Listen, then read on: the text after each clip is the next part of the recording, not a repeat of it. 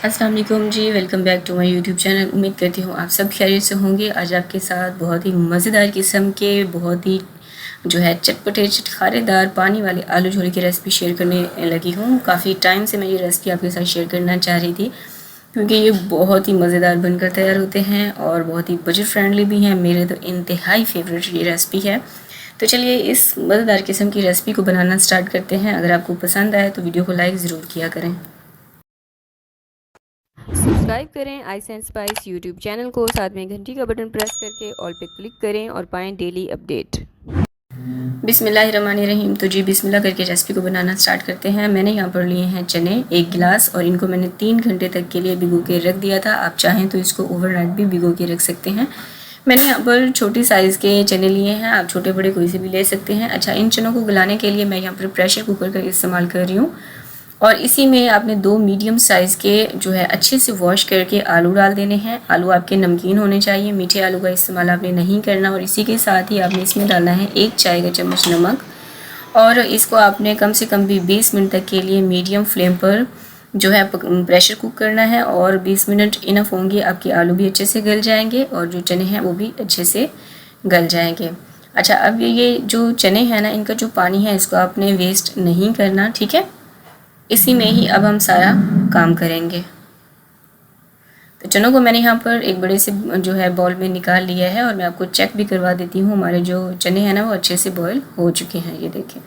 अब इसमें डालेंगे इमली का पल्प। 2 खाने के चम्मच जितना मैंने इमली ली, इसको पानी में भिगो के 15 मिनट तक के लिए रख दिया था और इसके जो बीज थे वो मैंने डिस्कार्ड कर दिए। वो इसमें डाल देंगे।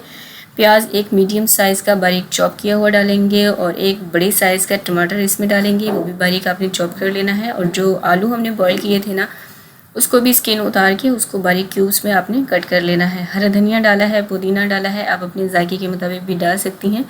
1 खाने के चम्मच जितना मैंने इसमें पुदीना डाला है और 2 खाने के चम्मच बिल्कुल बारीक चॉप किया हुआ हरा धनिया इसमें डाला है।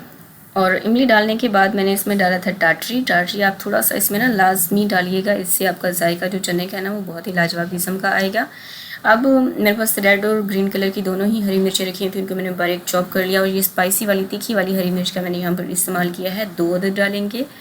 नमक इसमें जाएगा 1 खाने का चम्मच या फिर अपने जायके के मुताबिक। और चाट मसाला मैंने इसमें डाला है टोटल 2 खाने के चम्मच, ठीक है।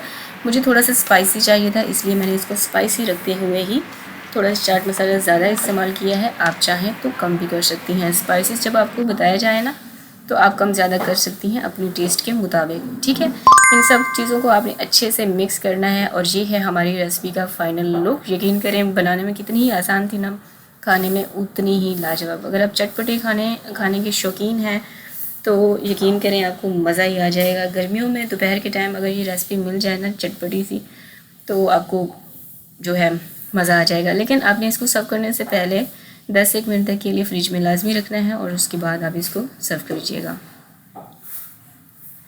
तो उम्मीद करती हूँ आपको रेसिपी पसंद आई होगी। इसे लाइक कर दिया करें और इसे शेयर कर दिया करें अपने फ्रेंड्स और फैमिली के साथ।